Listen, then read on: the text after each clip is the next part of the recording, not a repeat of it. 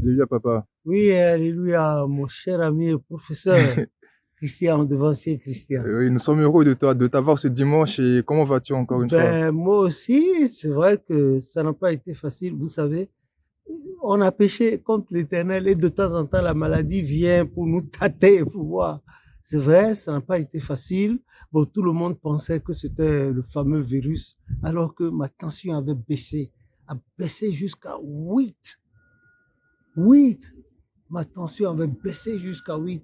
Mais, Dieu merci, l'énergie qu'il m'a donnée, ce n'est pas pour aller faire quelque chose d'autre. S'il m'a gardé en vie, ce n'est pas pour moi, mais c'est pour continuer à faire son travail pour lequel je lui dis merci et me voici. Et moi aussi, je suis très heureux, beaucoup heureux de vous retrouver parce que vous me manquez. Surtout le frère Michel. Je l'ai entendu tout à l'heure, il paraît que c'est lui qui a prié sur la nourriture. Ah, bravo à lui. Que le nom de l'Éternel soit béni. Amen. Et merci pour notre homme de muscles. Je veux dire, notre frère Gildas, il est parti chercher le bac en français. Merci beaucoup de nous avoir donné ce plaisir. Merci d'avoir glorifié le nom de l'Éternel. Donc, à l'année prochaine, si Dieu le veut, pour le reste. Oui. Du coup, papa, on va profiter. On a préparé quelques questions pour toi. Ben, il n'y a pas de problème. C'est avec plaisir et avec l'aide du Seigneur que je répondrai bien. Amen. Du coup, moi, devant ces Christians, ma première question serait celle-ci. C'est de savoir comment un couple peut éviter, comment éviter la monotomie lorsqu'on a un jeune couple, un couple assez avancé dans l'expérience. Comment éviter l'ennui? Je ne sais pas si tu... Oui, j'ai compris. Oui. C'est-à-dire que c'est un jeune couple, le bonhomme est jeune, la dame aussi, elle est très jeune, et puis bon, ils vont subitement se mettre ensemble, vivre dans la même maison, partager le même salon, la même chambre. Et puis, le matin, l'homme va au travail de son côté, la femme aussi va au travail de son côté, il y a les mauvaises humeurs, les petits trucs de la maison, l'homme est là, il faut faire attention, la femme est là, il faut faire attention, l'homme va sortir, il faut que sa femme sache où il va, la femme va sortir, il faut que l'homme sache où il va, et que sur le plan spirituel, les deux parlent de la même manière de Dieu. Que le nom de l'Éternel soit béni. Amen. Et il y a aussi les moments de discussion, le point de vue des uns et des autres, il y a la situation politique du pays, la situation financière, et puis ce qui se passe à l'international. C'est de tout ça là que tu parles. C'est ça, papa. Que le nom de l'Éternel soit béni. Amen. En effet, c'est une très bonne question, et puis elle est d'actualité. Elle est d'actualité en ce sens que il y a beaucoup de jeunes qui s'ennuient de tout ce qui se passe sur la terre, c'est-à-dire il n'y a plus d'harmonie, il n'y a plus de bonnes choses à faire. On s'ennuie. Le cinéma, ça ne dit plus rien. Le théâtre, ça ne dit plus rien. Aller dans les bars, les boîtes de nuit. Franchement, il y a une frange de la jeunesse sur le plan mondial qui en a marre et qui voudrait d'une autre chose. Et cette chose-là, c'est du Seigneur. Car quand on prend Timothée chapitre 6, hein, il dit que c'est une bonne chose que d'avoir la piété avec contentement. La piété, c'est-à-dire la foi, croire en Dieu avec contentement. Le contentement, là, c'est quoi? C'est-à-dire tu te contentes de ce que tu as. Le peu que tu as te suffit. Et il y a quelqu'un qui disait qu'il vit d'une médiocrité honnête. Il y a quelqu'un qui avait coutume de dire ça, et moi aussi je lui ai emprunté cette phrase-là. Il dit qu'il se contente de peu, mais qu'il est à l'aise. Il a quelques pantalons, quelques chemises et quelques chaussures, que cela lui va largement. Et que l'économie qu'il fait, c'est pas pour se construire des maisons, ou bien acheter des voitures, tout ça, c'est d'autres problèmes. S'il a une seule voiture, il a une maison.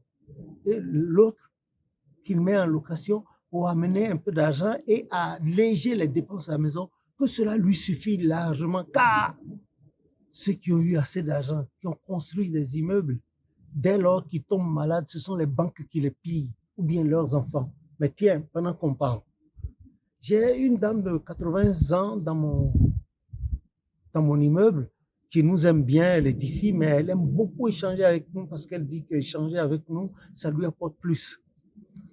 Donc, je crois que son mari est mort et elle a 81 ou 82 ans. Et elle s'est trouvée un copain de son âge. Alors, les deux s'entendent à merveille, c'est-à-dire se partagent pour la coexistence pacifique, une coexistence qui est devenue pacifique. Ils se partagent les expériences. Elle apporte les expériences qu'elle a eues avec son mari. L'autre aussi, qui est un veuf, apporte son expérience. Et cet autre-là avait une seule fille. Il paraît que le type était malade, le vieux là, et on a pensé que c'était le fameux virus qui tue les gens. Alors, il est entré à l'hôpital. Et la vieille dont je vous parle, pendant qu'il est entré à l'hôpital, sa fille, la seule fille qu'il a pensé que son père mourait. Donc, elle est passée outre son père sans rien dire au père. Elle a vendu la maison et tous les meubles qui s'y trouvaient. Voilà le père qui sort de l'hôpital, il arrive chez lui et il trouve une autre personne là. Et la fille, à ce jour, n'a pas répondu à l'appel téléphonique de son père. Et le père a été obligé, lui qui avait sa propre maison, il squatte la maison de sa copine, la vieille dont je vous parle. Un autre, le père a été atteint de ce mal, effectivement. Il a été admis à l'hôpital. L'hôpital a appelé pour lui dire, lui, il est passé derrière, il a vendu carrément toute la maison, il a pris l'argent parce qu'il a trouvé les papiers de la maison. Le seul garçon de son père. Alors, le père, guéri, sort maintenant et il ne peut pas aller chez lui.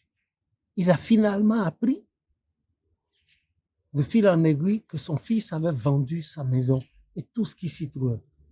Donc, il a fait une autre crise. Il a fait une crise maintenant, et dans cette crise, il est mort. Il est parti. L'enfant n'a pas vu son père. Ça, c'est des problèmes auxquels on fait face jour et nuit, que Dieu nous les épargne. Amen. Et qui ne se trouvent pas dans la jeunesse de l'Église du christianisme céleste. Des jeunes gens, des jeunes filles qui fassent ainsi à leurs parents. Car le 5e commandement a dit « Honore ton père et ta mère pour que ton séjour soit prolongé et être agréable sur la terre des humains. » Maintenant, quant à la question qu'il a posée, c'est vrai, eu égard à tout ce qui se passe, la publicité, les mass médias, la télévision, tout ça là, on voit si le jeune homme en question ou la jeune fille en question n'ont pas la tête bien en place entre les deux épaules, c'est-à-dire, s'ils n'ont pas de repère, ils risquent de se laisser aller à cela. Ils risquent de se laisser aller à ce genre de vie qui porterait certainement préjudice à la durée de leur union. Et alors qu'elle aime bien son type, le type aussi l'aime. Mais il faudrait les encadrer parce que la vie actuelle n'offre plus rien aux gens. C'est la brutalité, la méchanceté, la débauche, la prostitution, l'impudicité, et puis le manque flagrant de respect vis-à-vis de sa femme, vis-à-vis de son mari. C'est ce qu'il y a. Et les gens qui sont là, c'est des profiteurs, ils ne vous donnent plus de bons conseils. Alors, qu'est-ce qu'il faut faire dans ce cas? Même les gens qui vous donnent des conseils, eux-mêmes, quand vous les surprenez dans leur vie quotidienne, vous n'avez plus envie de retourner vers eux. Une seule solution, Jésus-Christ. Jésus, le Fils de Dieu. Emmanuel, comme a dit Matthieu 1, 23, lui seul est la solution à tous les maux que vit le monde en ce moment. Lui seul est celui qui s'accroche sincèrement au Christ. Quand Dieu bénit éternellement dans les moments dangereux, cruels que traverse le monde en ce moment, celui qui s'accroche au Seigneur, certainement, avec humilité et sagesse, certainement, il aura la solution à tous ces problèmes. Et c'est cela que je conseille. Maintenant, ce jeune couple-là peut se tirer d'affaire aisément. C'est-à-dire que ça dépend de comment vous avez commencé. Quelle est la nature de la cause de votre union? Votre union est basée sur quoi? Les premiers coups de rein, on s'est trouvé dans un bar ou bien dans une boîte de nuit. Premier coup de rein, d'abord, le lieu, là, la boîte de nuit, c'est pas un lieu pur. C'est pas un lieu pur. C'est un lieu de distraction parfois dangereux. Alors, si vous êtes rencontrés dans une boîte de nuit et que les discussions, avant qu'il n'y ait eu des discussions, vous êtes passé déjà au lit ou bien dans une chambre d'hôtel, vous voyez, vous pouvez prévoir quelle pourrait être la suite de votre union. Maintenant, même si vous rencontriez dans une boîte de nuit et que vous prenez votre temps pour discuter. La jeune fille sait approximativement à quel genre de type elle a affaire à travers son prétendant. Le jeune homme aussi sait approximativement à quel genre de fille il a affaire. Je suis sûr qu'avec un peu de sagesse, un bon conseiller ou bien une bonne conseillère, alors ils vont se mettre ensemble, ils vont se souvenir des faiblesses les uns des autres. Parce que il y a une chose que nous ne savons pas. Quand l'union est basée sur le sexe, les jeunes gens ne peuvent pas faire l'amour 24 heures sur 24. Il va arriver un moment, la femme va s'ennuyer, l'homme sera fatigué, il ne peut plus continuer. Maintenant, ils vont discuter de quoi? Et c'est là où l'ennui commence.